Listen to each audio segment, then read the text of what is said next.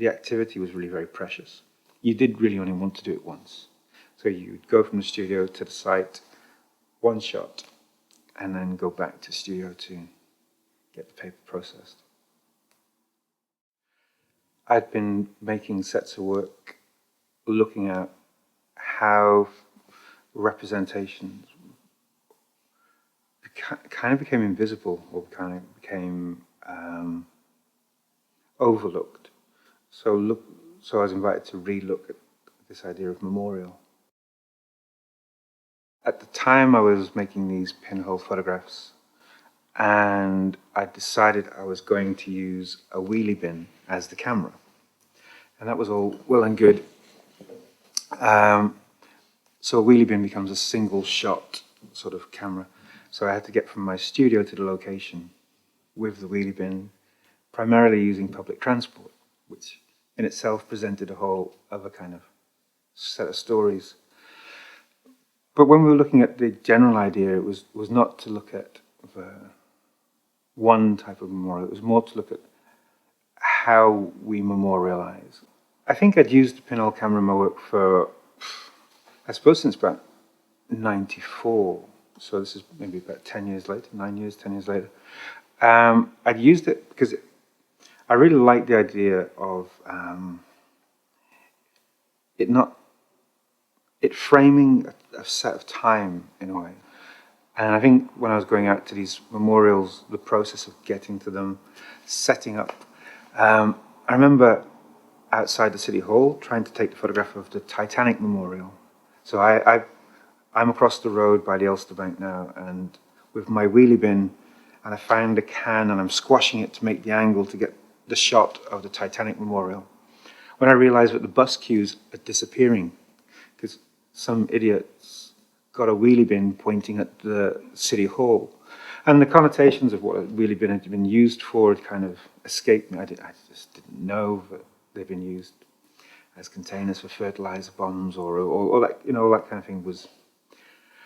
I was probably very naive. But I just thought it was a really great functioning device. You could do one shot. It was it also meant the activity was really very precious. You did really only want to do it once. So you'd go from the studio to the site, one shot, and then go back to the studio to get the paper processed. The works themselves, presenting these memorials in the negative, because that's what I was basically exposing color paper, and so they're just large-scale negatives. You could contact print them to create the positive, but I just wanted that very simple, unmanipulated process of recording. And I think that's the thing that worked in a way, that by presenting them, making them strange in their presentation, you actually drew into question this act of how we remember and how we represent the past. So I think that it kind of worked in that way. It kind of disrupted the norm in a way. It made you look at it again. I suppose I came over thinking about art as ideas. And and I came to Belfast in that time pretty much as I suppose, structuralist, performance, media artist who liked systems and play and formula. And then, I suppose by living here, I've actually acknowledged or come to terms with the important significance of context. I guess, obviously, Northern Ireland has a very particular recent history, and the way in which it's represented or rewritten and replayed was always going to be running through a series of images, looking at memorials in this context. When I'm working with a pinhole camera, you got working with exposures from 30 seconds to 3 hours or more in some circumstances. And I like the fact that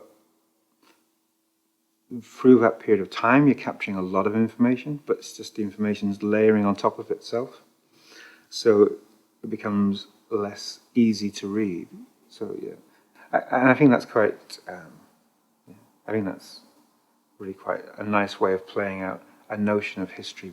Layering, having more knowledge actually means you kind of have less understanding. I don't know, there's something about that kind of contradiction I like.